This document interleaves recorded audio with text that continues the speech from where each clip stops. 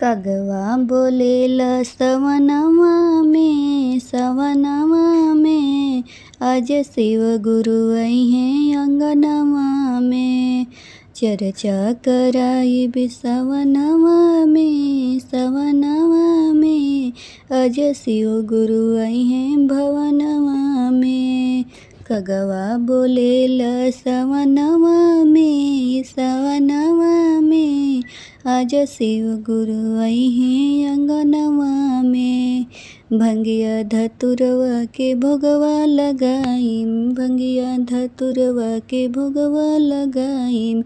अपने ही हाथे हम गुरु के खियाईम, अपने ही हाथे हम गुरु के खियाईम। आसन लगाईम हम अंगनवा में शिव गुरु आई हैं सवनवा में। कगवा बोलेला सवनवा में आज शिव गुरु आई हैं भवनवा में। टोला पड़ोसा शिष्या बुलाई में अपने अंगनवा में चर्चा कराई में। टोला पड़ोसी के शिष्या बुलाई में अपने अंगनवा में चर्चा कराई। गाइम भजन सवनवा में शिव गुरु आई हैं अंगनवा में।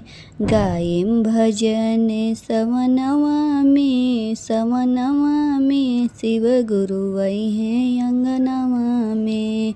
कंचन थाल कपूरे के बाती, कंचन थाल कपूरे के बाती। जगमग दियरा जर सरी राती, जगमग दियरा जल सरी राती। आरती लगाई भी सवनवा में आज शिव गुरु आई हैं अंगनवा में।